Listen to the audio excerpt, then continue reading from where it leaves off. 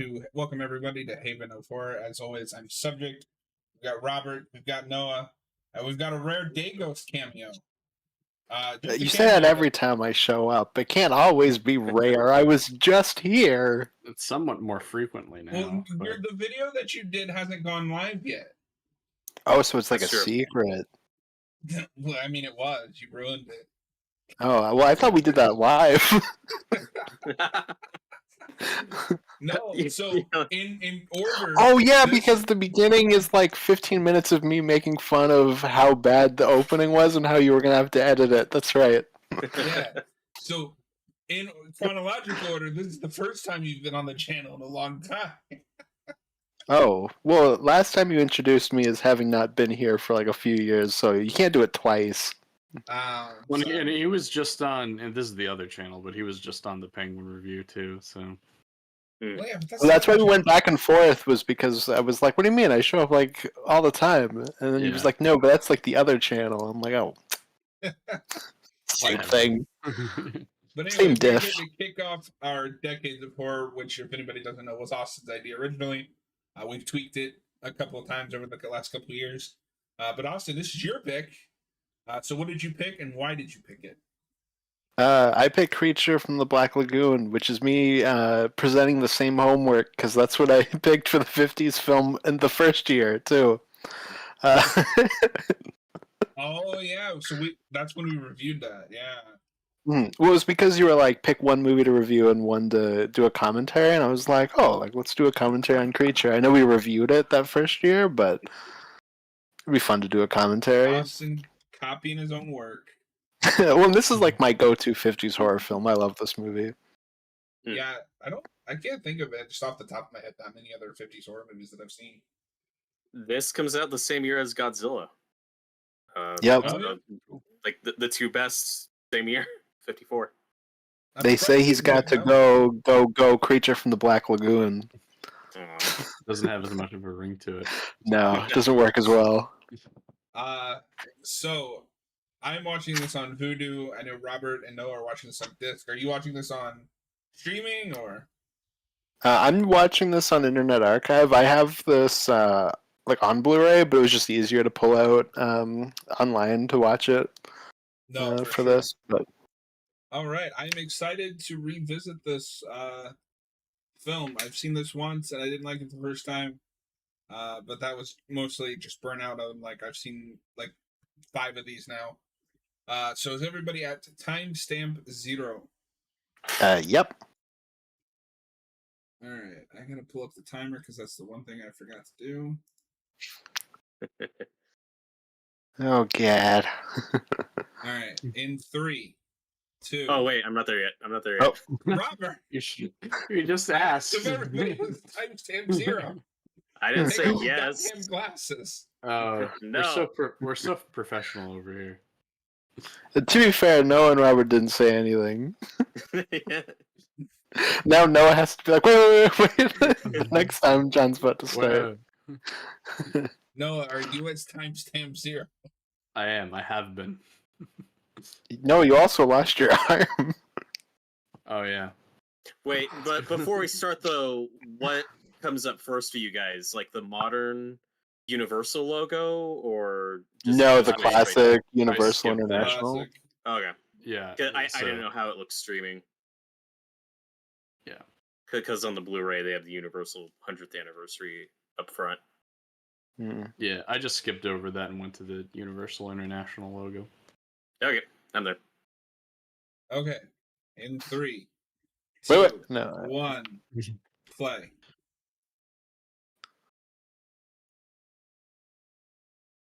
Bam, bam. Yeah, one of the things interesting about this right off the bat is that like the Universal monster films have already fallen off. This is like an addendum to the franchise, and it makes me wish that we came back like every decade and had a new one, because this is very in line with those old ones, but it's also so 50s. It's for me like that perfect middle point. It's like half quintessential classic Universal monster and 50s sci-fi B movie. It's like the perfect marriage of those two things. Yeah, exactly. So it just makes me go like, oh, like what would it'd have looked like in the 60s and the 70s and 80s. Then I don't care as much after that, but for those decades. And so, funnily enough, my first introduction to this character is as a kid. Burger King put out Universal Monster toys, and I thought the Oh, creature wow. from the Black Lagoon looked so cool, but I didn't know anything about them. But I'm glad you brought that up because it didn't even dawn on me how much later this comes out than the others. At this point, Hammer's starting to put out their films, right? When this is like either right around or close to 20 years after they start. Mhm.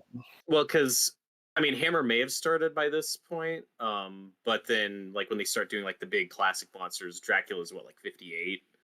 So it's like the 50s into the 60s is when you get a lot of the Hammer monster movies. Yeah, what I just mean like with Dracula with like Universal, like original. it's like Yeah, 20 yeah. minutes or 20 minutes. 20 minutes. It's This 20 movie years came out after a that. whopping 20 minutes after Dracula. Hell yeah. Right on the ball. New record. That's how cheap these movies are. Yeah, they somehow managed to film a hour and 20-minute film in 20 minutes. Well, they had the formula. They had the plan down. Exactly, they knew. So this opening's interesting. I don't like remember this is 1954. I don't know how many mainstream movies before this discuss the theory of evolution this much, which could be kind of surprising for some people. But we open up front with in the beginning God created the heaven and the earth. Do you guys think they opened with that just to avoid controversy, or just because they thought it sounded cool? Like, did that stand out to any of you guys? I've always thought it was just because it's just like a really cool, like epic sounding opening. Mm-hmm. I wonder if this was a little bit controversial just for even acknowledging evolution, but I'm not sure about like the history of this movie or the reception of it. Well, especially because then you have, some of the earlier movies had controversy just talking about God. Yeah. That's true. So the Like thing so- the other thing that I never think about with this is, like we said, it was a later addition to the Universal Monsters. It's also the only one that I can think of that it's not based on anything. This isn't based on a book. This is like an original creation. Well, so is like the Mummy, the Wolfman, like those weren't based on books. But they're Yeah, more so there's like, because it's like you can see where they're based on, what they're based on. like more folklore stuff. Yeah, or like the Mummy's like so rooted, and like right then we were finding that stuff. But this is just like straight up. Just, here's an original idea. I always forget about the Mummy as well, so I wasn't thinking about that. And it is the weakest Oh my of the God, franchises. It's a hand. So Austin, you mentioned this being later, and I don't know if you know the history of this, but if you do, explain it a little bit. Like, why did they go back to the monster well if it had already dried up? So that I'm not really sure about. I feel like I used to know, but I'm not entirely sure. The big thing I know about the making of this is that the Gill-man was designed by a woman, and it was a thing that was kind of hidden for a long time, where the guy who actually put the suit together kind of took credit for it. So that information was kind of buried for a long time. That's a shame. Yeah, because I think it's like the best Universal monster design. The Gill-man looks so cool.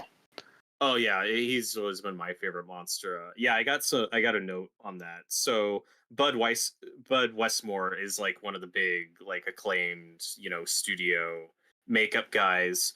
So he's the first one brought in and designs the creature. And then Millicent Patrick, she redesigns it, particularly the head, because they didn't get the head right. He looked more like an eel. And she added all the gills and fins and stuff and really defined like what the creature looks like. But for decades, Bud Westmore was like, no, she didn't have anything to do with it. I created it myself. Like but like she was like really proud of it. Like she went to the premiere. Yeah, but the thing is, like, she was very proud of it. She went to the premiere. Like, she talked about it a lot. And every time she did, he was like, she's lying. What an ass. Woman created the Gill-man. But another guy who is instrumental is Jack Kevin. He was responsible for like constructing like the bodysuit, and deserves credit for that because what they're able to do underwater in that suit's super impressive. Yeah, and isn't it the same suit but just on two different actors? Because there's two actors. There's one in the water and there's one on land. I'm trying to remember this. No, I guess they Yeah. probably have two suits, like one for each. Yeah, my understanding is that there's two suits. Like you said, Yeah. Riku Browning, he does the underwater stuff, and he's the one that comes back, I think, for the sequels, as the creature, and then Ben Chapman does the online land stuff, and I think they are two distinctly different suits. Hmm. Maybe that's what I'm thinking of, and I got it kind of mixed up. My wires are crossed. Crazy. That's a green screen, right? The rear projection, yeah. Yeah, rear projection it would be. A very It's obvious like one. the water's still kind of moving, but just something Well, it's with because the island boat's like looks whack. rocking. Just something with the island in the background looks off. Yeah, I think Yeah. it's just the way it's shot. Yeah, no, I think they just got some re-roll at like a real location and just put that behind these guys on the soundstage. But once we get to the titular lagoon, so that's on the Universal backlot, all the outside, like that's all a set constructed there, and then the underwater stuff is shot in Florida. So and they were both basically shot at the same time because they had different like stunt performers for the actors doing the swimming stuff. So, to my understanding, they were basically shooting both parts of the movie at the same time. There was the crew in California and the crew in Florida. I couldn't even imagine swimming with that suit. I know. Yeah. Oh god. I don't know how you even do that. I would be freaking out from claustrophobia there. Yeah, so originally they gave him. Go on, Austin. I Sure. wasn't saying anything. I think sorry. Noah was. Well, I Okay, no. figure I figure maybe we can talk more about it when we get there. But I was just gonna ask, like, he held his breath underwater for a long time, right? Like that it was like some record-breaking thing. Yeah, Did I've that- heard two things. I've heard he held his breath. He had to hold his breath for a long time. But I also heard that they did have like a tube thing where in some shots, like there's bubbles coming out of back of his head. But maybe that was a thing constructed for the sequels. Like I'm not 100% sure on that. Okay. As a way for him to breathe a little bit. But originally they had goggles for him to wear within the suit over it. The problem is if water got under the goggles into his eyes, then he couldn't. You couldn't get mess out with because it. he had Yeah. the mask Right. on. So he just did. So his eyes are just completely exposed, just with the makeup on, swimming. So he could barely see, but gotta do what Can't you gotta even do. imagine doing that. That's crazy. So I didn't look up. This is just Wikipedia, so take it for what it is. But apparently, Willem Alland, who was a producer, was attending a party during the filming of Citizen Kane, and he's told by a cinematographer about a myth of a half fish, half human creature in the Amazon. So this is also rooted in folklore. Yeah, to some extent. And then it sounds like this producer wrote story notes, and then 10 years later, using Beauty and the Beast as inspiration, he got a bunch of people together and they made this. Well, and I also believe the first draft of the script starts in the 40s, so it just takes a while to materialize. So it is like a carryover from that era of Universal Monster. And House of Wax is responsible for the movie getting made because that movie did well. Yep, specifically for the 3D craze. And this was directed by Jack Arnold.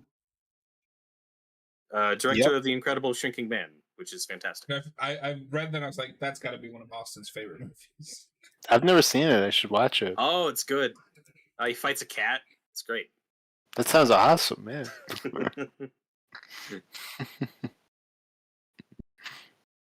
So I think what's her name? Julie Adams as Kay is a really underrated female horror protagonist, especially at this time. Because like by the third act, she's a damsel, but she's a scientist. She's an equal to these guys. She's an explorer. Like she's an intelligent character. I don't think she gets enough credit for that stuff, and she gets a lot of intelligent dialogue. In a lot. No, I agree. This movie's also like really uh, explicit, I guess you could say, for like a '50s movie. Like we're getting a little sultry. Oh yeah, there's a lot of Yeah, suggestions. you see shoulders. Oh my god. Yeah. Oh my goodness, her navel. Put that So away, madam. interestingly enough, the second one, which is called Revenge of the Creature, is Yeah. Clint Eastwood's debut. Yep, That's true. Oh He has a yeah, tiny that's that's role in it. true. So this is the first Universal Monsters movie I see when I'm a kid. My friend's dad shows it to me when I'm like 7. This scene terrified me. I guess 'Cause so. they, but I loved it though. Like it's like one of those early movies that like both scared me, but I was also really into it. I Mhm. thought the creature was really cool. Yeah, and I And, remember as a kid. Oh, sorry. Go ahead. oh, just one last thing to that. Like this is another one of those like Universal Monster like proto slasher movies where you have the lumbering slow killer that Oh picks yeah, off people one by one throughout the movie. yeah, absolutely. No, I was just gonna say. I remember as a kid, my dad would always tell me about like he had there's like old kids books where it's like in the middle they'll have pictures. And he always told me that there was like a Universal Monster ones, and this is one of the ones that he had. And he was always like, "Oh man, the creature from the Black Lagoon." And so I've always had like a little bit of like an extra connection to the creature, like just from hearing about it as a kid. And then when I finally watched it, it's like I do think this is one of the better movies. Hmm. Yeah, because I watched through some of the Universal Monster movies a few years ago, and I don't remember a whole lot from this movie, but I remember this sticking out to me as one of the better of the ones that I watched. Yeah, for me, like the big three are this, Invisible Man, and Bride of Frankenstein are probably my three favorites. Oh, okay. I'd say Bride of Frankenstein's probably my favorite at this point. Well, I also said them in reverse order, so it's Bride is first, Yeah. then Invisible Man, then this. Okay. But yeah, I think the main thing that hurts this movie and why some people can't get into it, and maybe why it's into too much for John, if they're going through a bunch of movies before this, is that this is a lot more simple in scope compared to some of the other ones. We are in this one location the whole time. There's a lot of swimming. It's a little repetitive. I think it's like the filmmaking and the cast that really elevates this, but I can understand why like not everyone can get super into it because it is a little repetitive.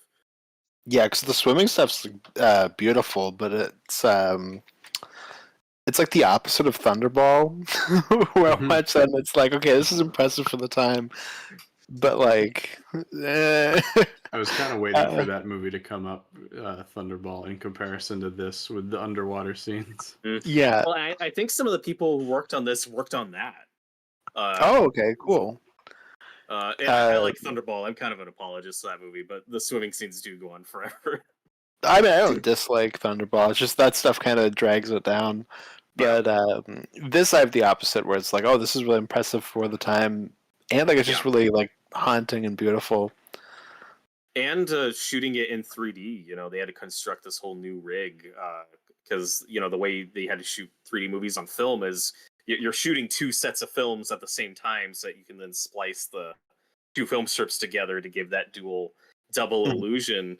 And a big reason why the 3D craze went away so quickly was that A, you needed two projectors in a theater to play it, and B, if it was off by a second, like the whole illusion would be broken, and people would ask for their money back and say, "Oh, that sucked. That looked terrible."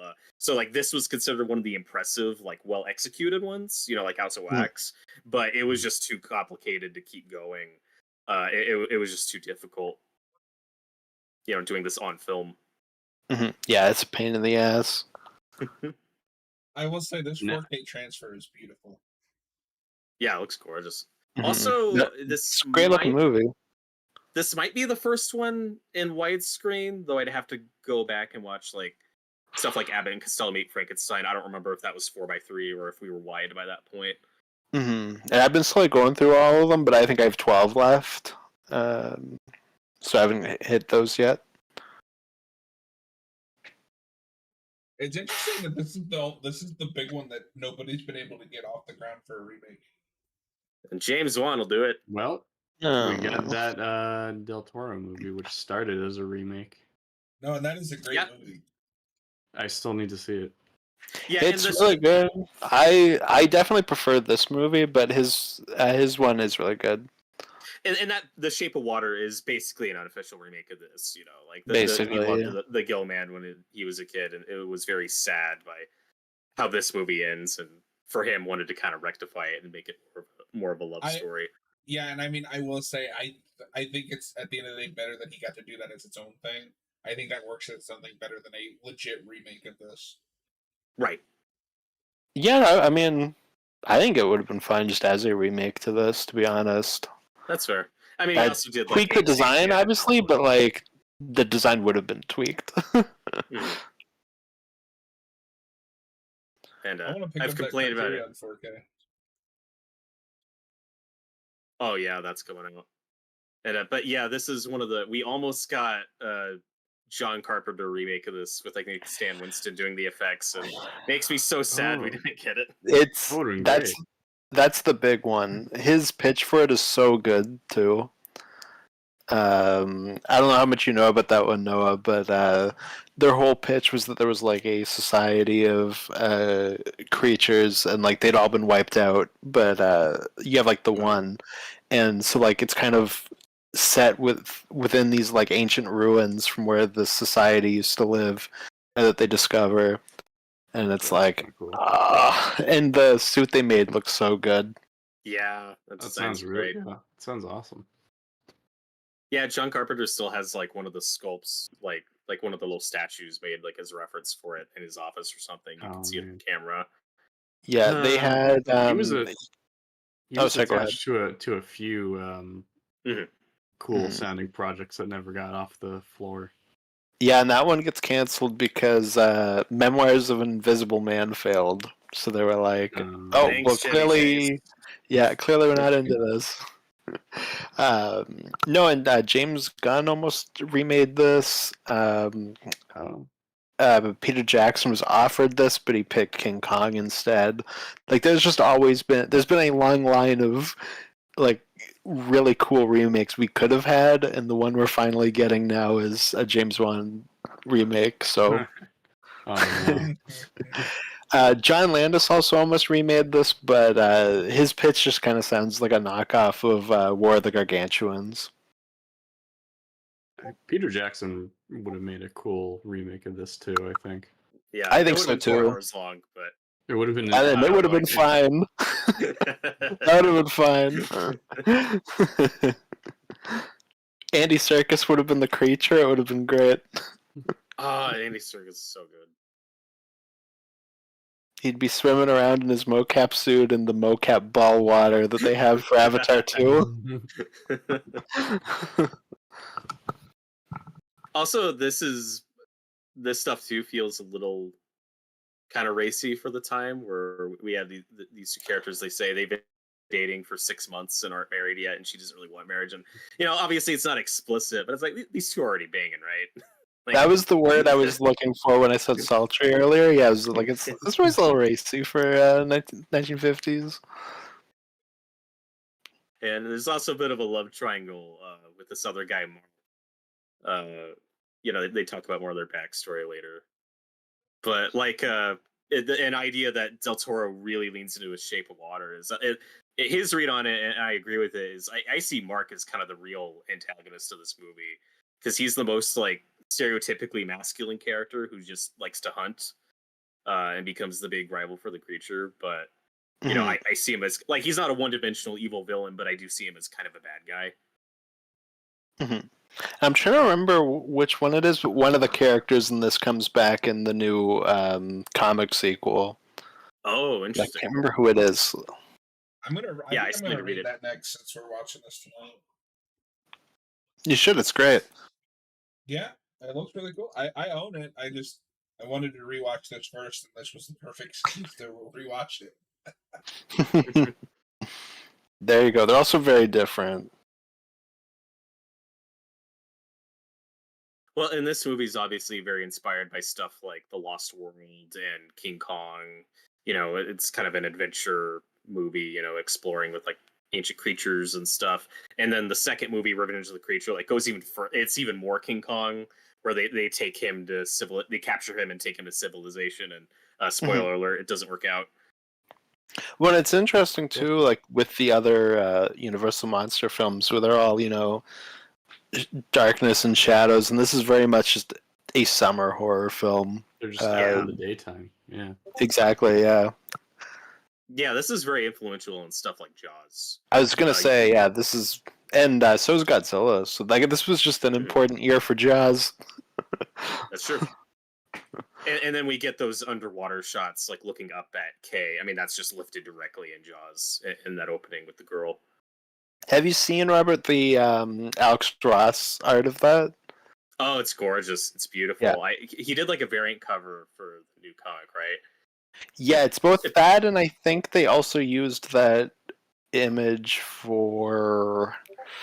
Was it the Steelbook? 4K? Or maybe it was the Steelbook. There was something. There was like a copy of the movie that they used it 4K. for, and they used it as a variant for the first issue. Yeah, and both people charge heavy prices, so I'm probably not It's getting really hard to find a picture of that to use as a thumbnail, but I couldn't find one that was the right size. Oh yeah, because it would be like that. Yeah. I just flip it, just have it sideways. So he's swimming sideways. If we weren't on YouTube, we would just be playing the theme from Thunderball right now. It would fit perfectly. And he strikes like Thunderball. So good. And part of why I think this holds up more than some other 3D movies from this era, and especially 80s 3D movies, is it's not overtly gimmicky. Like, you could show this to someone, they wouldn't even guess or assume that this was a 3D movie. We get one of the first big gimmick shots early on where we get the fossil of the hand and we zoom in on it. But it feels more artistic than, hey, 3D. It's just right for the movie. It's just right for the moment. You know, this isn't Friday the 13th 3D where every 5 seconds someone's throwing a yo-yo or pointing a stick right in your face for no reason. We're not going up to the creature. It's like, oh. I don't know. I think this movie would have been. Camera. I think it would have been better if there was a shot where the creature was like swimming up to glass, and then he broke the glass, but he stood still. I think that'd be amazing. Like both Jaws 3 and Friday the 13th 3.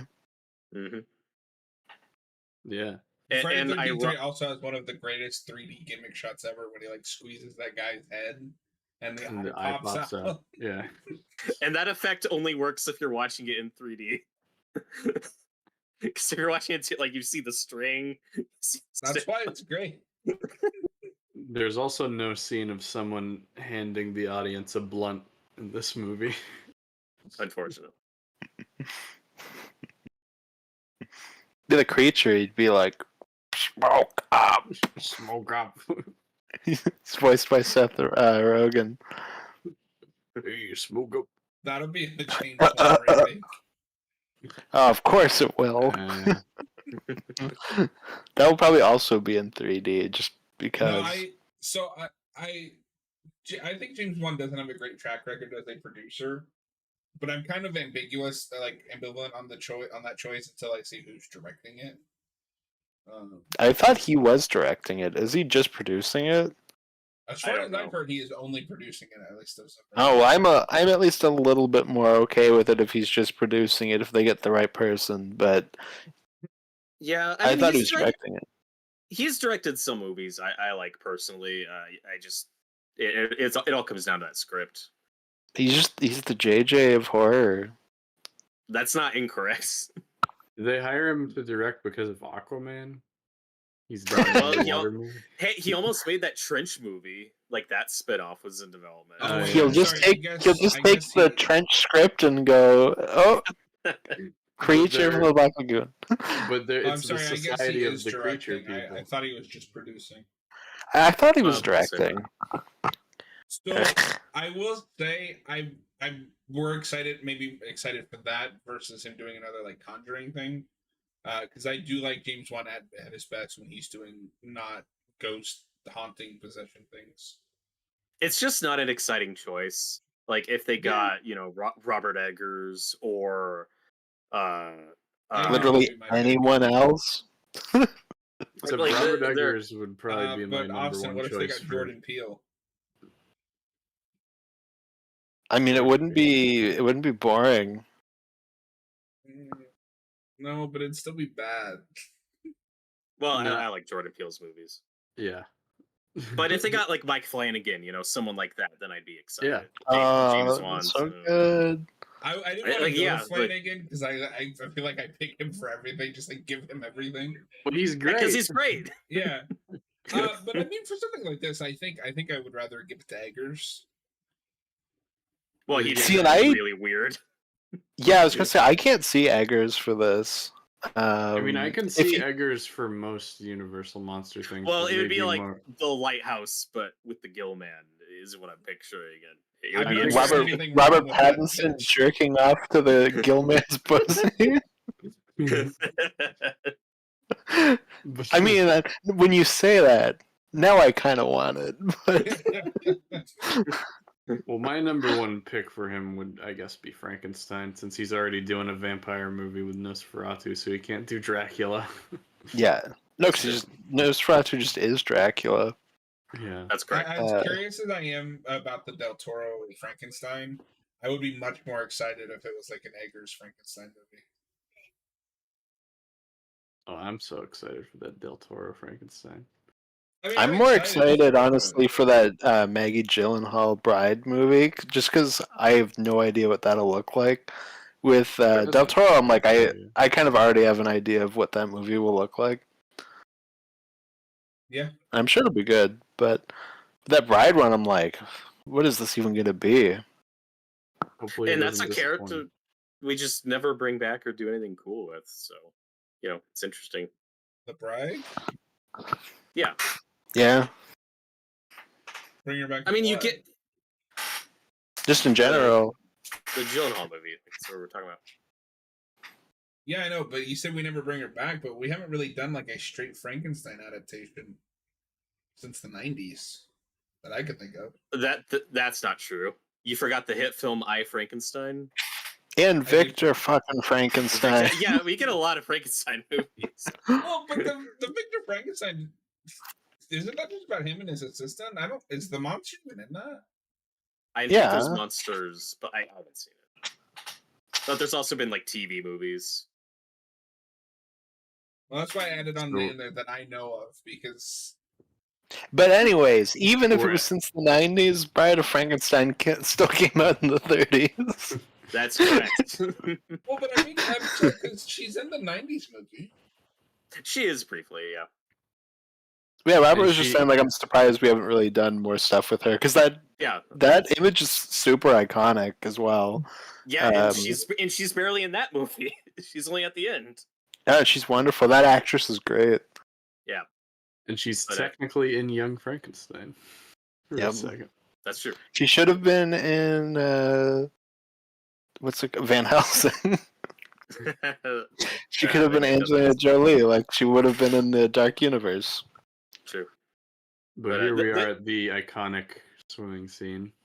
Yeah, this is the most iconic scene in the movie. Yeah, It's and they're like tete-a-tete dancing. I mean, like that is kind of what it's supposed to be. Is their swim is like a dance, Yeah.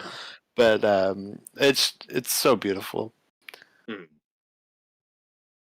And this is not Julie Adams. This is Ginger Stanley. She's like a professional swimmer and does all this. And then they bring her back in the sequel as the as the stunt woman for that character, because it's a different main lady in the sequel. But yeah, that scene's very iconic. She looks like she just naturally has a Madonna bra. And like you said earlier, this swimsuit was designed specially for the movie, and was at the time considered very skimpy. Mm-hmm.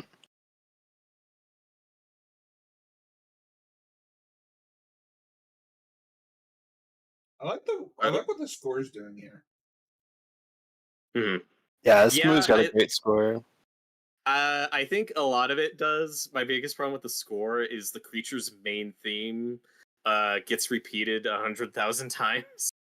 Ah, Once that's you notice fine. it, it's the only thing I That's don't like. fine. It's The great. underwater stuff's great. And how he's able to move and just how that costume looks is still incredible. It's crazy, like how much motion he's getting out of it, because that can't be easy, Mm. especially when you can't see. Or breathe. Yeah, and then when he's on land, when it's that version of the creature, there's like a tube and there's like a guy blowing air to it to like have the fins, have like the gills move to give that illusion. We talked about it a little bit before, but when I was reading that Peter Jackson was like approached for this, I was like, I can see the Peter Jackson movie in this movie. Like, Mhm. there's a lot of, I know just King Kong in general, but specifically his King Kong is at least looking at this a little bit. Oh, he would have made the Gill-man's death so sad. Yeah. Well, and this is very King Kong, Beauty and the Beast. You know, like many a classic monster, the creature's just really horny. Oh yeah, That's I all mean it's you would about. be too Just if you wants looked a like mate. this. Yeah. Austin, you ought to watch what did Roger Corman produced a like sleazy exploitation version of this movie in like the 70s and 80s. Now Humanoids of the Deep. Yes, Humanoids of the Deep. It's just this, but horny. Oh, I'll have to watch that then. That's funny. Isn't that what Shape of Water is? This but hornier. It is. Yeah, That's it's a a different fish type of sex horny. movie. And that actress was also in the American Godzilla, so there's really just a connection. But the thing with that movie is they like stumble upon like secret sea people or fish people, and like they go around and like kidnap women to like mate with them. Don't worry, That's it's cool. consensual. Consensual kidnapping. Yeah, like what?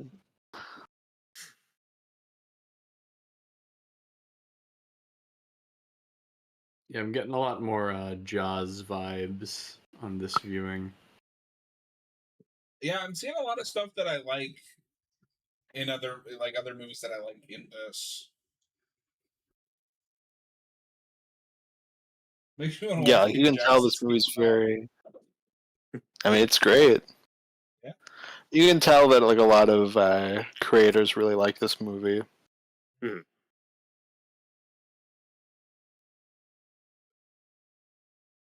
What kind of fish do this, man? DJ Spitz here. Yeah. Creature makes me so angry, man. The Gill-man makes me angry, man. I hate the creature, man. Yeah, I know he's officially called the Gill-man. I've always called him the creature just because that's the title of each movie. I go back and forth. Like sometimes I'll call him creature, sometimes I'll call him Gill-man. I think I kind of prefer like creature. It's very mysterious in a way. Yeah. Well, there's cooler. Well, like the classic, like, did you know that Frankenstein was actually the name of the doctor, not the monster? It's like, yeah, like for the first few movies, he's just the monster. Like that's what he's credited. Yeah. No, it's to. like Well, the first one's a question mark. no. Well, yeah, but I've always liked that because it's like it adds mystery to it. But it's like no, fuck you. Dr. Frankenstein made it. It is his child. It is Frankenstein. Yeah, I agree. Get your hipster bullshit out of here. I remember in school, people would. Yeah, I remember in school, people would be like, "It's called the monster," and I'd be like, "Shut up." Then it also gets confusing when you're having conversations about all the Universal monster movies, and you're like, "Oh yeah, well, my favorite Universal monster is the monster." Yeah, It's exactly. Like, what? No one does that with the Mummy, where they're like, because even by the second one, it's Bride of Frankenstein, not Bride of Frankenstein's monster. Actually, Dr. Frankenstein gets married in that movie, so the title's probably referring to his bride. Fuck off. Not that- It's But a Dr. double meaning. Dr. Pretorius says the bride of Frankenstein. Robert, why are you here? I don't know. I don't even like this movie. That was the part where Victor Clearly. Frankenstein was like, "What? It's not my bride. It's his bride. What are you talking about?" I love that scene where he's like, "That's not my bride, bro. That's his It's bride." not my bride. Yo, man. Come on, fat. That ain't my bride. You're kidding me. Austin, do you think Roman loves all the bubbles in this movie?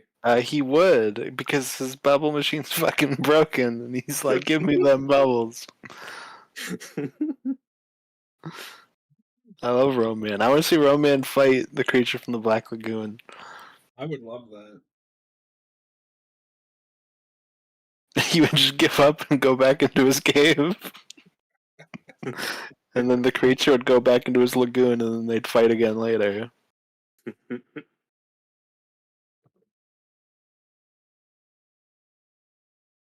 Oh, another thing I want to show. The poster behind me is actually the box that the action figure came in. This is one of the collector's figures I have. It's so good. Oh, The okay. detail's fantastic. So I haven't seen that one. That looks great. I have a question for you though. Why are all of them in color except for the Invisible Man? They've done a few in black and white now. They're the same. Oh, is it just okay? So I guess I've only seen that one in black and white. The other day I was at a store and they had a bunch of those figures. I think they had Wolfman, Frankenstein, and Invisible Man, and they were all in color except for Invisible Man. And I was like, "What's up with that?" Yeah, I know they've for sure done Frankenstein. Like there is a black and white Frankenstein's monster, but I have the color version. Oh, okay. But I just wondered. I wasn't sure if you knew, but okay, that makes sense. The only thing I don't love is they give him the red lips, which I've never liked, but it's accurate to the poster, so I get it. That's the thing the actress Julie Adams complained about, because like in person the set it was all green, but it was like a dark, like mossy green, and all the advertisements like this bright green. And he's got these bright red lips that the suit didn't have, and she was like, "It's kind of garish." Like I don't know, but some still, pervert added that. They took the Joker's lips and gave it to the creature. They did. I don't know why they did that. He's holding the main woman, and he's just like, my wife. She can't stand the sight of my lips. My Gill father. My Gill father was a Gill-man. Well, and when I borrowed this movie, watched it for the first time, it was on VHS, and I think it was the classic poster. Because you know they reissued those a bunch of times with like the different types of artwork, but I think the copy I borrowed like had that poster. So this isn't going to come through super clear, but as a kid, these were the like Burger King Universal Monster toys. So cool! My friend had those. This is my first introduction to the creature from the Black Lagoon. Yeah, why is Hitler a Nazi? Or Hitler? Why is Dracula a Nazi? Why is Hitler a Nazi? That's a good question. That's a good question. I'll send you the photo so you can see the rest of them. I like Autumn. I was like, "Oh, Dracula's just like Sig Heiling," but then when I went to say it out loud, my brain autocorrected. That's more reason to hate Dracula. He's a Nazi. Yeah, that's more reason to hate Hitler. He's a Dracula. Yeah. But what else? I sent you guys the photos so you can see it a little bit better. But I always loved the creature design just from that. Mm. And there's been so much merch. That's what's so weird, that there hasn't been a movie since the 50s, because like they never stopped making merchandise. Well, it's not for lack of trying. Like it's just that's true. It always just falls through. And I forget, John, were you? Oh, go on. No, go ahead. I forget. Were you a Monster Squad fan? Did you grow up on that movie? I didn't see anything with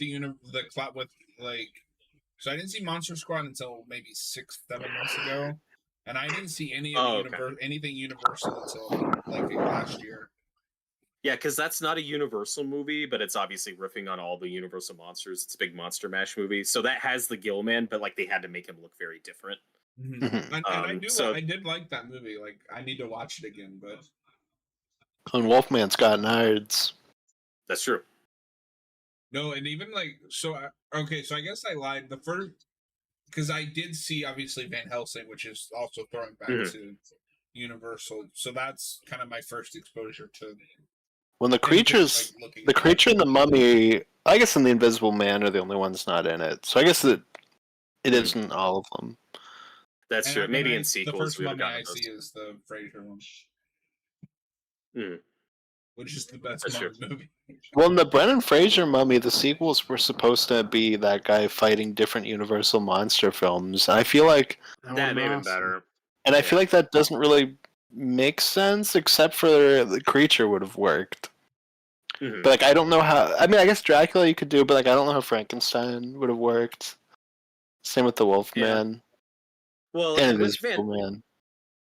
I could Van see the Helsing, Wolf Man. You would go more modern werewolf with it.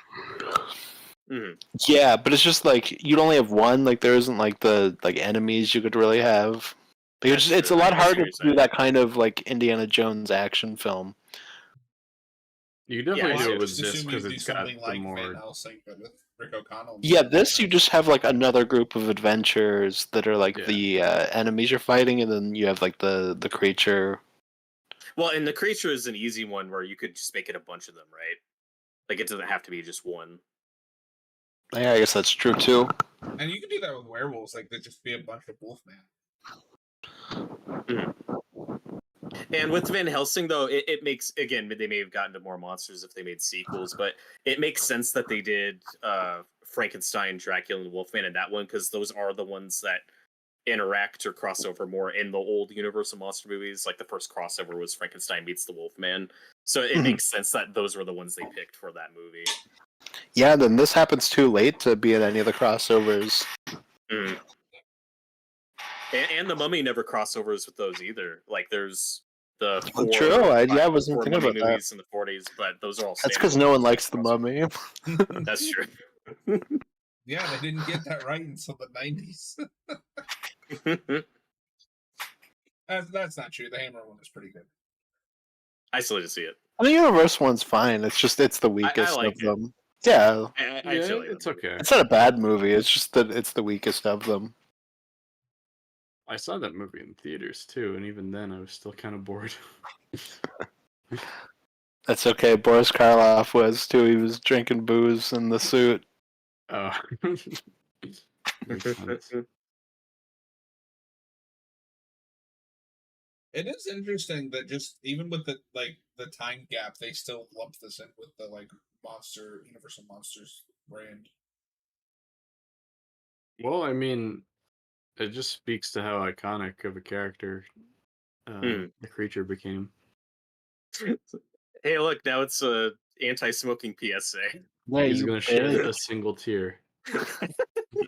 I like that he spends like 75% of the movie just floating there menacingly.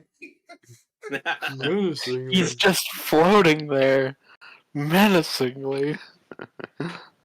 Yeah, and a scene earlier when we were talking over when those guys are killed in the tent. When I said, like that terrified me when I was a kid. When they find the bodies, they're mostly covered by the tent, but there's a shot of a guy's hand sticking out, and it's like Yeah. thrown like that. Like that stuck with me. I was like, that's horrible. Like that's really brutal for this type of movie in that era. Just that one image really stuck with me. But isn't there a little bit of blood on the hand too? I think there's a little bit. But like Probably just you don't jumping get steroids. that in like in Dracula and Frankenstein and stuff. So That's true. like the tides are It's really changing a little funny bit. with like just the premise of Dracula. I was gonna say, you'd think there would be blood in that one, but censors No, at the I time. like Dracula, but I find that's a movie that is entirely carried out it's the monster's performance for me. But it's such a Yeah. good performance. Bela It Lugosi. is. Yeah, it's such an He is iconic great. performance. Yeah, I know Austin loves that movie. I think it drags a little in the second half and we're just stuck in a house for a long time. But Well, I you know, love Bale's great. Lugosi. I love the guy who plays Renfield. The guy who Yeah, he's plays great. Van Helsing. Yeah, the cast is good.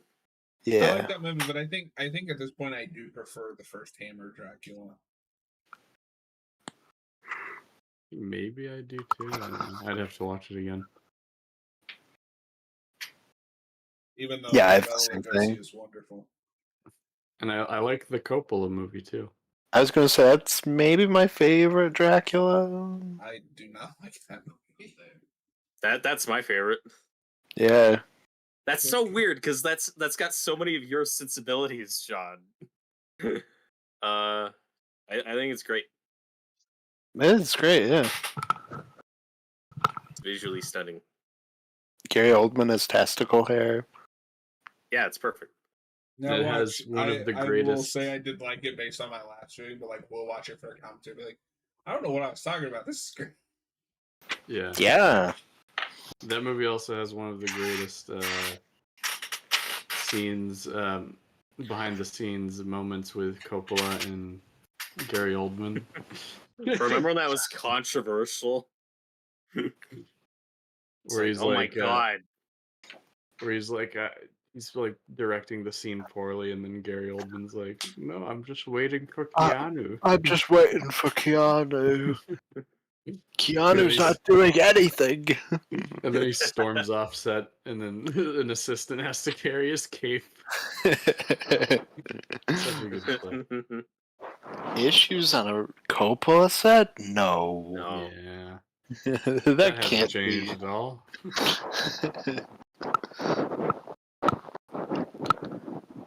Whoa, Count.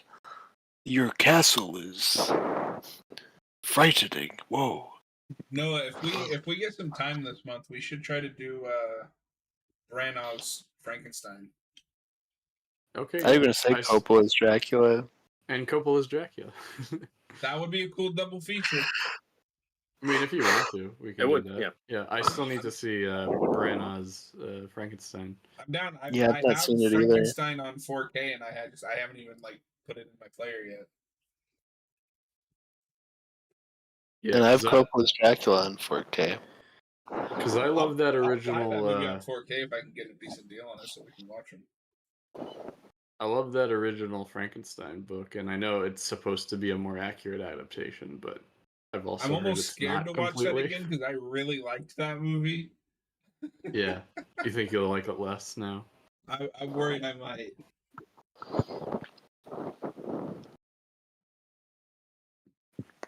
I am liking this more than I did the first time. Yeah, it's That's great. so good.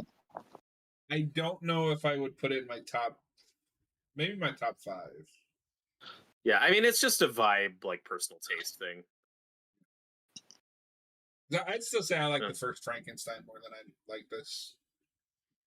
I love Frankenstein. This is maybe my third favorite after Bride and Frankenstein. I'd probably Yeah, and I put like the original Bride- Frankenstein, but it's more a setup to what is like the really great film. But it is good. Sure. I'd I probably love put, both like, both those equally. Bride at 1, Frankenstein at 2, Invisible Man at 3. Then probably this at 4 of the ones that I've seen. I love a lot of Bride. Again, it's just a taste thing. It's also a lot campier than the first movie. It has a couple of scenes I don't love, but it's also With got the some lady? amazing scenes. The one lady that's also an Invisible Man. Yes, she's very over the She's top. great. Oh yeah, I love her. But everything with the creature is wonderful. Like the scene with the blind man's great. Like Karloff's so good in it. Oh yeah. Yeah, he's the best Universal monster.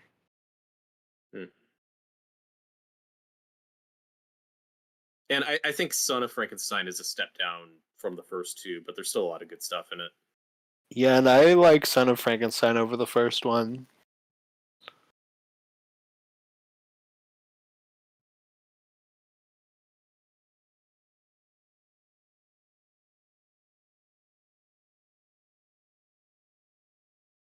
And I also like the fourth one well enough. The Frankenstein films really are the like better individual franchise.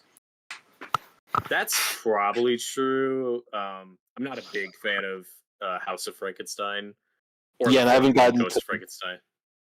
Yeah, well, I like Ghost of Frankenstein, but a lot of that's Bela Lugosi's Igor is so good, or Igor. Yeah, for sure. And Frankenstein meets the Wolfman is fun. I think my problem with that one is I don't think the Frankenstein stuff is very good, but No, it's also a it's great Wolfman sequel.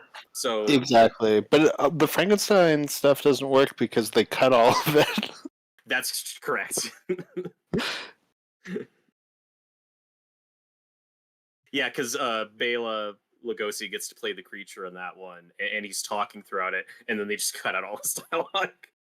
Yeah, so he's Oh, also wow. walking around like this the whole time, and there's no explanation for it because they cut it. But I mean, it's explained in the last movie, but Yeah, because still, he's blind. because he's blind. It's also fascinating though that then carries over into popular culture because every time No, you that's like the see big thing. Everybody Frankenstein, he's does. always walking like that. Yeah. Everybody does. No, oddly, Bela Lugosi defines Dracula and Frankenstein to a degree. That close up shot of just the creature's face is haunting. Yeah, how Yeah, he's it's great. So breathing. good. It's creepy. Hey, baby, come to Butthead. This is also That's why that you classic. need two of them, Austin, so that the other one can be Beavis. There you go. There you go. The other one can be Frankenstein. Yeah, we got like white privilege. Frankenstein is the Beavis of this duo. Yeah. Just imagine an episode of television about Frankenstein discovering white privilege. No, all I can No, think great. of is Frankenstein, like from Bride, when he's like smoking good, but he's like, Robert, have you seen a lot of Beavis and Butthead? No, I've seen I've seen a lot of memes. I've seen a lot of Oh my clips, god! but I haven't Next really time watched the we get show. some free time, you and I have got to watch some Beavis and Butthead. Have you I seen the movie? adore that show. No, oh, this is one of the I haven't best seen either shots of in the the movies. movie. Oh, the movie's pretty good. Yeah, the movie's Do you have great. Paramount Plus? Yeah. Maybe we'll just watch the two movies because the two movies I think are a good like sampler of that show. Okay. Well, the first movie's probably my favorite, just Beavis and Butthead thing in general. It's one of my favorite is still the episode where Beavis gets deported.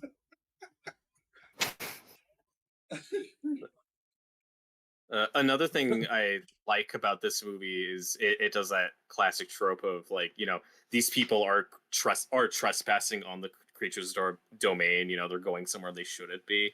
Like it's just his territory. He's not an evil, heartless monster. He's just defending his territory, Fuck and he 'em. likes a pretty lady. Yeah. Fuck him. Kill him. Well, and that's He's a monster. Shoot the monster.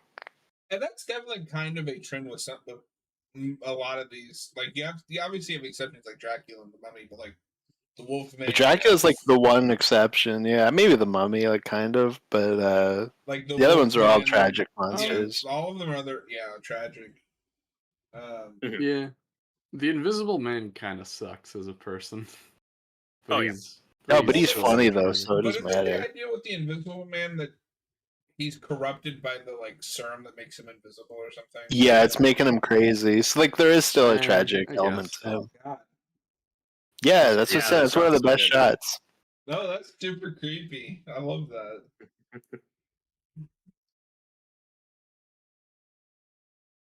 The main woman now, her outfit makes it look like she's about to be in the Dukes of Hazzard.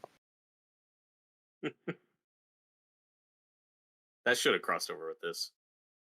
That'd have been awesome. Imagine the creature doing like the slide over the hood of the car. I guess say the car jumps over the creature, over the lagoon. Well, it jumps over the lagoon, yeah. And then there's a slide whistle sound effect. Oh yeah. no! Well, the creature would steal the car, right? Like it'd be a part where he's driving around. Oh yeah, that'd be amazing.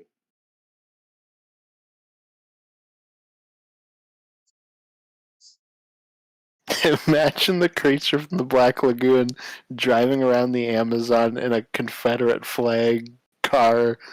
And it was like I the mean- wildest image. If you change the movie so it's set in Florida, not that they just filmed it there, then it makes sense. That's true. And I think the second movie is set in Florida, but I'd have to rewatch it.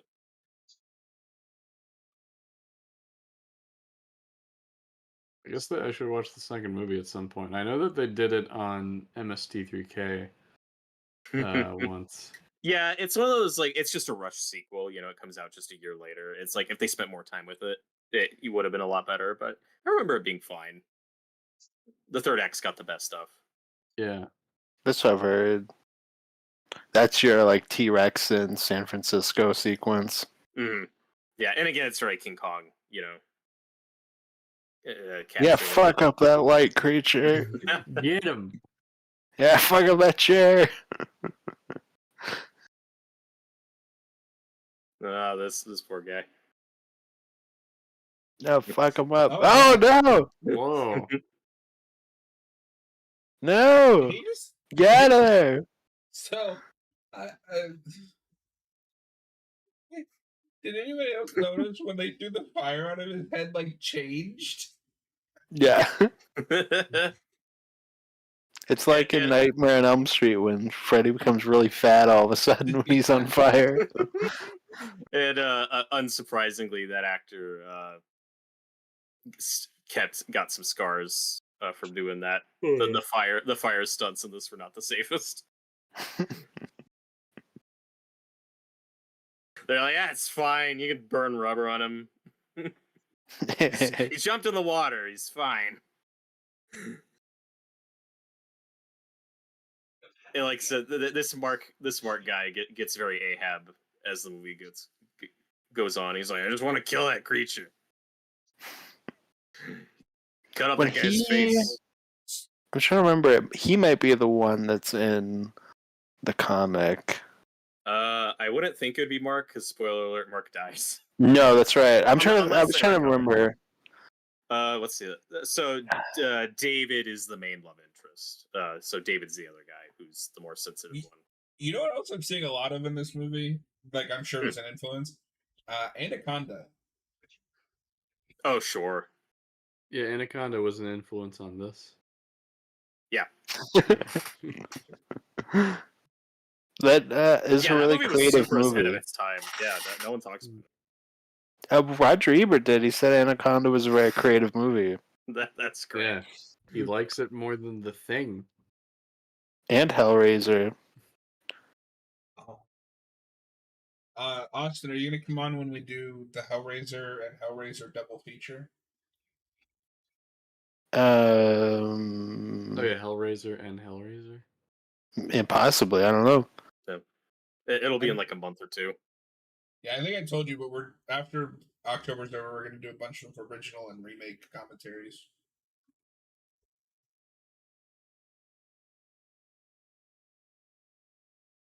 We're starting with one of the worst ones.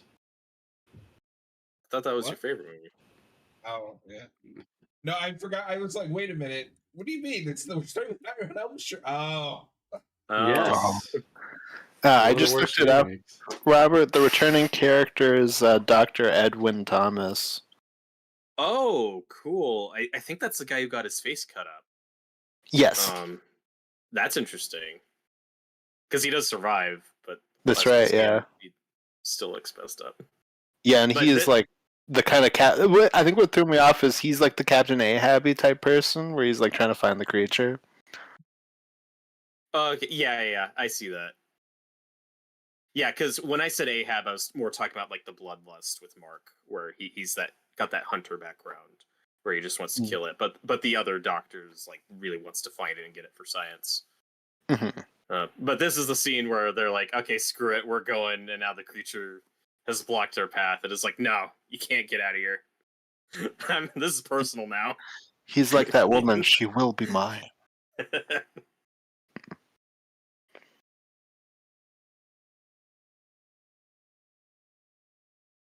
And I think Captain Lucas, I think he comes back in the second one. And it's the same actor.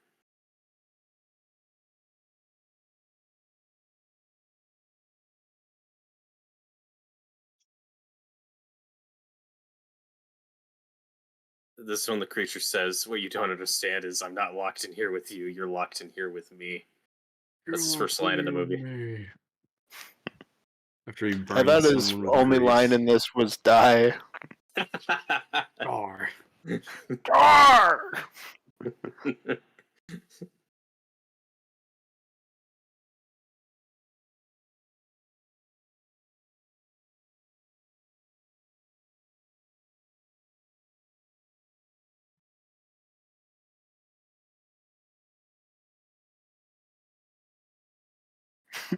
This whole thing just reminds me of the last one was at my dad's for dinner. My stepmom went on like a giant rant about how much she hates beavers for damming everything, and like how annoying beaver dams are. Did she say damn them all to hell? No, I wish. You should show her zombievers. Why?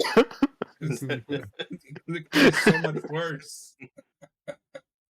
At It's least they're already not bad turn enough into to be watching zombies. zombievers. It's fun for what it is.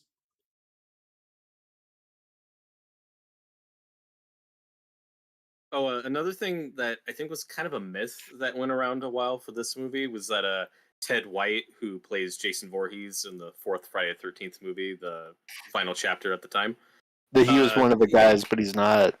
he's not, I believe, as the creature. So it's like, oh, the same guy got to play Jason in the Gill-man. That's awesome.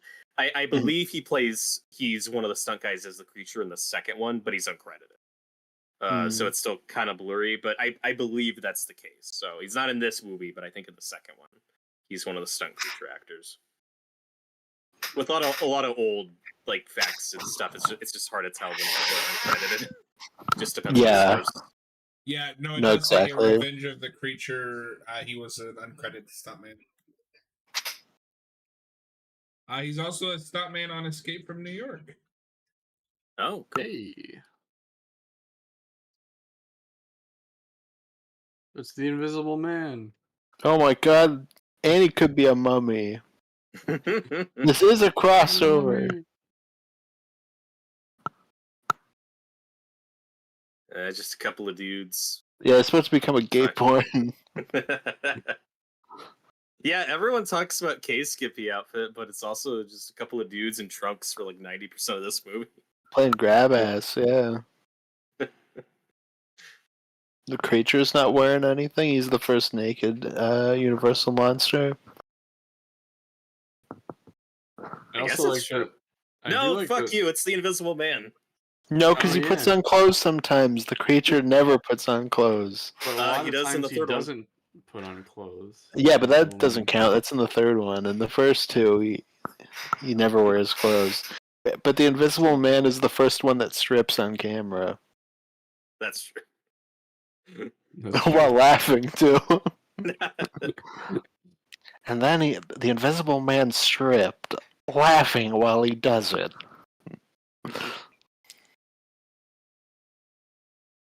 I do like that the creature in this is not a big dumb monster like he did make a dam for them here. Like he's That's actually true. a smart guy. Mm-hmm. The No, he's just creature did another. nothing wrong. He's just I another agree. step of evolution. I'm fully on his side. He is as innocent as Leatherface in the Texas Chainsaw Massacre. They trespassed on his property. And as the projectionist in Pearl. I Yeah. can see why. Austin, you Del- missed it. What? You weren't there for it. We were doing the Pearl commentary. Robert would not shut up about the projection. Yeah, because he's great. He's Superman. Yeah. The projectionalist? Yeah, he is good in it. He's Superman. Fuck you, John. Yeah, John also called Austin an idiot for thinking that guy would be a good Superman. That sounds about right. That Play sounds back the about tape. right. That's exactly what happened. I called it though. I said it when that movie came out. Was that before he was rumored? Mm-hmm. Wow, that's impressive. That's really I cool. said it like in the theater. Saw it like opening weekend, and I was like, if this guy never gets to play Superman, it will be a giant shame. I don't even think Gunn had taken over at that point. What That I might be actually true. said was Austin told me Oh, that, and I was like, I don't see it, okay. but whatever. Yeah. Nah, Even still, I'm pretty sure you said that he fuck was you. a stinky doo-doo moron head. Oh, stinky dude. Jedi Yeah. poodoo. Oh, God. Yeah, for me, when it was like the 3 finalists, and David Cornsweet was one of them, when Gunn was putting together that movie, like, I had seen Pearl, and I was like, oh, I like him. I hope he's the one who gets it. And he was. So. Yeah, no, I have a review on my channel, Robert, from like the weekend it came out, and I say it in the video too. So there's That's video great. evidence. It's documented. It's great. So fuck all y'all. But the projection. But mostly did John, nothing because it was wrong. really just John. So fuck you. I'm sure this scene was really awkward and difficult to film. Oh yeah. Underwater fight.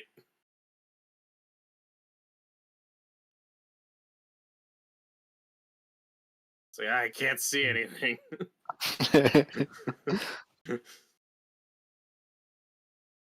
This is what really inspired the sex in The Shape of Water. Yeah, this is way more explicit than the swimming scene. Yeah. With Del Toro thought this was the most romantic scene. This was the scene Del Toro saw that made him really want to fuck the creature. Kay.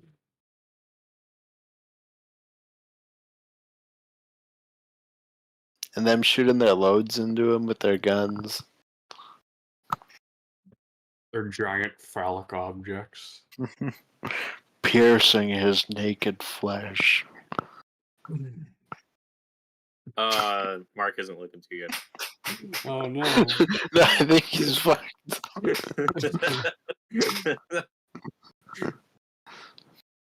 That was also probably really uncomfortable to film.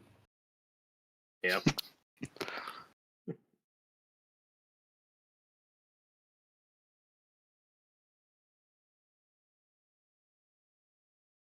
And Kay's like, yay, my boss is dead. Now I don't need to fuck him behind my boyfriend's back anymore.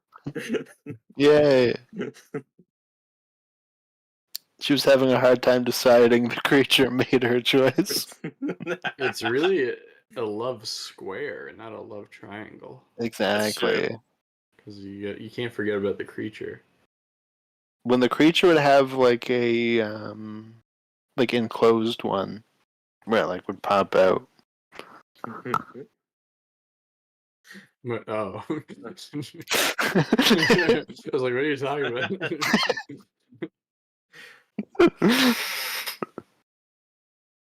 But another thing that kind of sets us apart, especially from the 30s Universal movies, is this is a movie where our protagonists are scientists and like they're just explorers. They just care about history and knowledge. These aren't mad scientists. They're not like, oh, they're playing God. They're doing something like it's more just like, now they're these people are going somewhere they shouldn't be, or it's not. These aren't crazy mad scientists like Victor Frankenstein or something. Yeah. There's still a-holes dumping their cigarettes in the water. That's correct.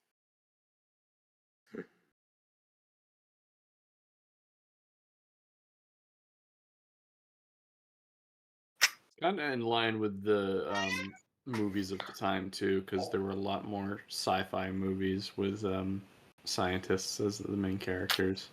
But even those, I think a lot of them. But also, what sets this apart from those is those are very like, very scared about radiation and very cautious about like nuclear war and that type of stuff. This movie doesn't really get into that. It's 90% of horror movies and sci-fi movies in the 50s are about radiation or communism or both. This doesn't really do those. Yeah.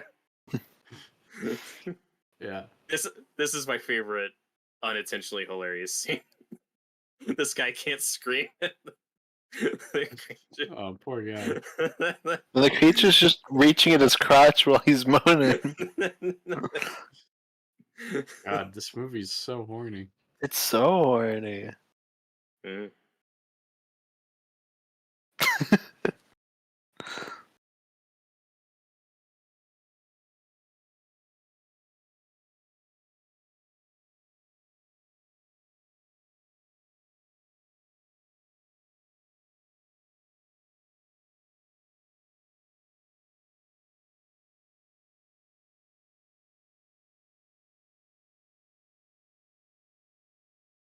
Well, earlier we were talking about this being a bit risque. Like we think of the 50s as a very prudish, kind of dull time for movies, because censorship was big and all that stuff. That's not entirely true, at least not by the late 50s. I mean, this is 54, like, because when people talk about that, they're really talking about like McCarthyism, like in the late 40s, but to the early 50s. But by this point, his influence was waning, and then he's dead in 57.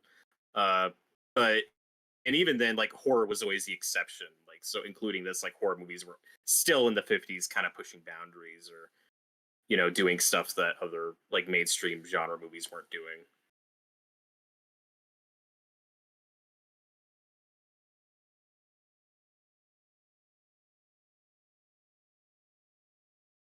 And they just won't leave this creature alone.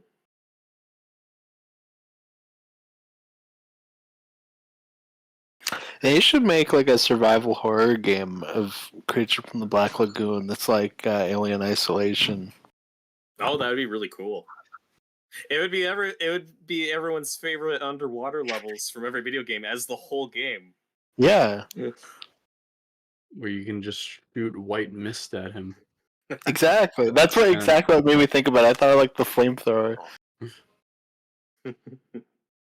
And you can destroy dams. And the game still gives you a flamethrower, but you can't use it underwater. So it's just a pointless weapon. Well, no, like you can go on land and then you can use it there. That's true. You can use it to fend off him when he attacks your tent. What if you accidentally shoot your tent? But then you have no tent.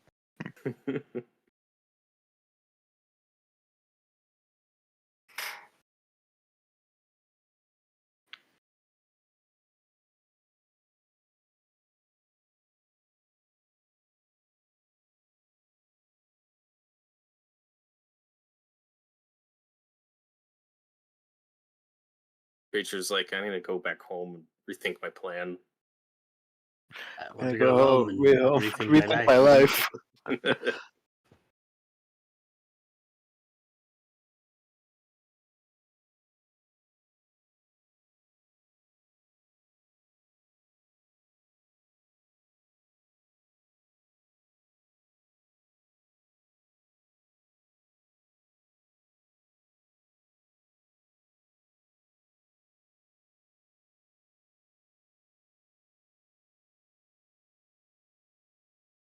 And like I said, some of the underwater shots go on a while, but in 3D they were really impressive and still look great.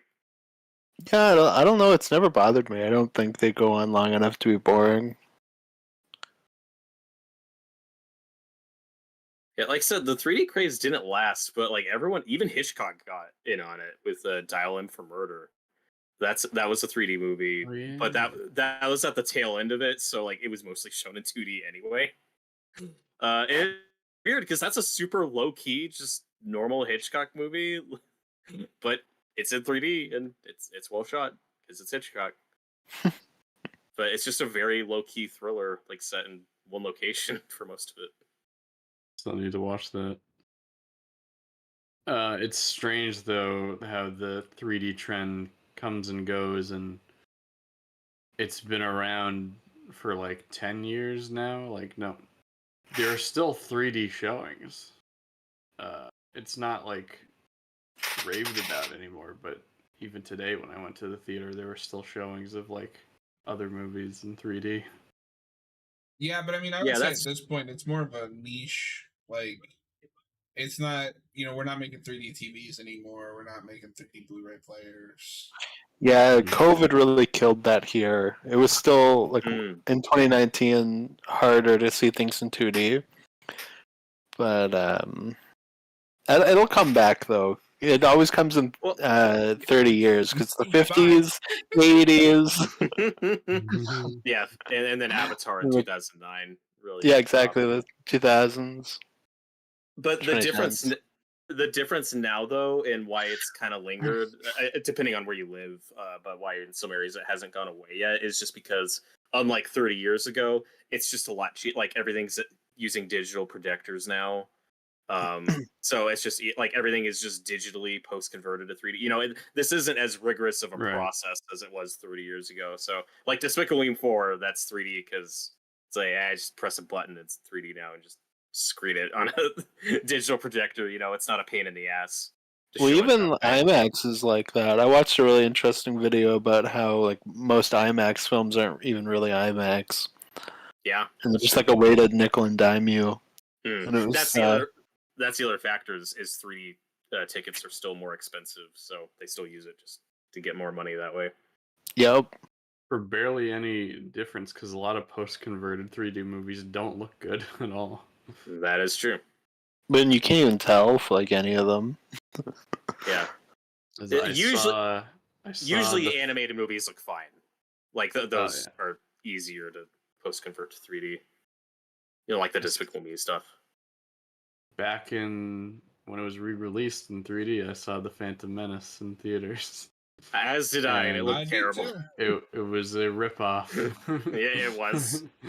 I'm the one person in this commentary that was like, nope.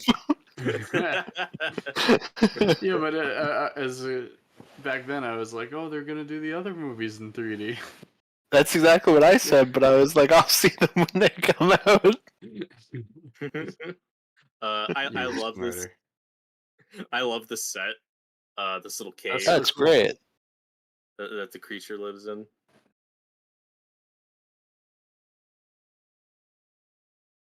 Oh my god! Yeah, because it doesn't really look Fuck fake 'em or up, anything. creature. Oh, No. So- no.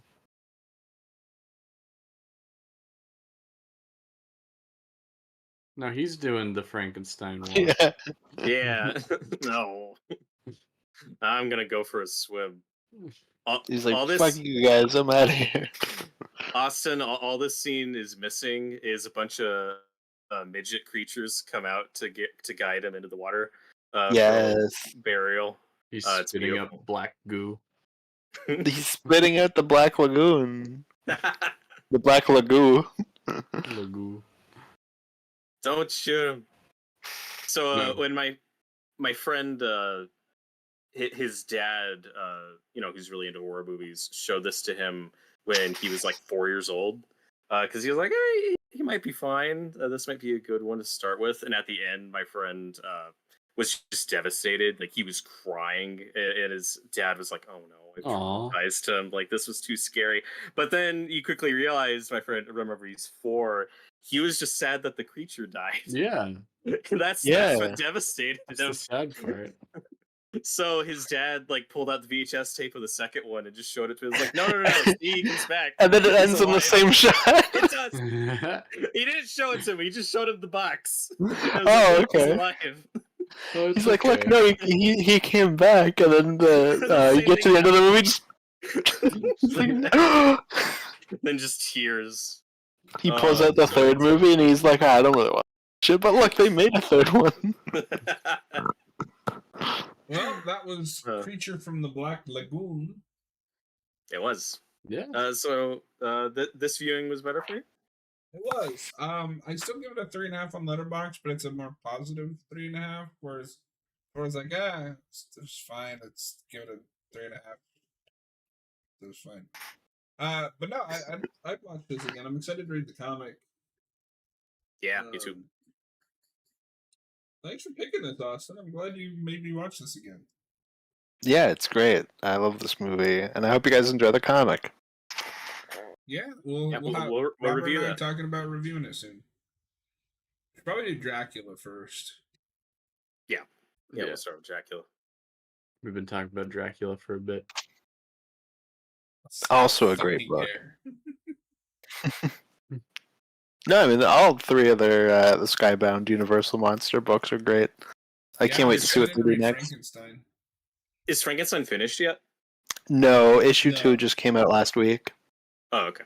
Yeah, I But wait it's for it doing a to cool be thing where like each issue is about one body part. Where like the first one was about his hands, then this last issue was about the abnormal brain from the original. And but also like each book has done something. It's like a different way of how it's doing it. Like the first one's kind of just like a remake of that original film. Creature is a sequel to the original, and then Frankenstein is like a like it just exists within that original film, but it's like here's like the things that you're kind of not seeing between scenes. Oh, Oh, interesting. cool. Cool. Yeah, so it's kind of interesting how they've tackled each one. Give me an Invisible Man book, you bastards. Yeah, well, That'd be one of the cool. big ones I want to see is the Mummy, just to see like how they make it great. Yeah. Anyway, They'd have the Tom Cruise one instead. Yes. They'll make that the No. comic. There was one of the letters pages. They were like, "I can't wait to see what you do with the Mummy. Hopefully, Rick O'Connell returns." And I had like a brief moment where I was like, "I guess that is a possibility. That's not what I want." But That'd be weird if they're doing all of the classic movies up until that point, and then they just do the '90s Mummy. Well, it's kind of weird too that Universal, before the whole Dark Universe thing, you go back to like they weren't remaking a lot of these. I think the only Universal Dracula one they do is the Langella one. And that's like 79. But then what was Dracula Untold? Was that Universal? Their first Yeah. attempt at That so was their like first it took attempt, like yeah. 30 years, another 30 years to get to that, because the big 90s ones, Dracula and Frankenstein, I think those were like Columbia or TriStar or something. they Like those were, weren't but Universal. like I said, the Mummy was supposed to be just that character fights each monster, like each movie, and then obviously you have Van Helsing trying to bring back the Yeah, like Van Helsing crossover was the thing. big one. Yeah, that was Universal. Hmm. So it's like they are still trying to do that stuff, but That's true. But and then they do anyway, the Wolfman. But anyway, thank you everybody for tuning in. We appreciate it. We had a lot of fun. Robert and I will be back this Thursday to do Pet Cemetery. Or damn it, I did it again. Again. Oh, you're doing Pet Cemetery Bloodlines. Yeah. We're doing the new Salem's Lot. Austin, you should join us for that. How about no, you crazy Dutch bastard? Hey, He it desperately makes you wants a close. third person. Another 2024 movie for your list. Yeah, but then I have to watch a Gary Dalrymple movie. I But mean, I'll that probably was- watch it at some point, but I do want to read the book first. So Yeah, I'm gonna try to finish the book this week. I watched the original miniseries today. It's really good. yeah, I'd Anyway. like to watch those too. Robert and I will be back Thursday with that, and then Friday will be Noah's pick for our Decade of Horror commentary, which is the Yes. Rocky Horror Picture Show. Yes. So Austin, again, if you want to join us for that. No, did you see that's getting a game? I did, yeah. John sent me that. The And then- 8-bit rendition of Time Warp is so good. Sorry, John, I know you're trying to end this. And then our Rodan review should be live that day, and then Robert and I will do a short Until Dawn stream because that remake comes out. And that is what our week is looking like. So I hope to see you guys there. And Austin, as always, thanks for popping in. We'll see you guys next.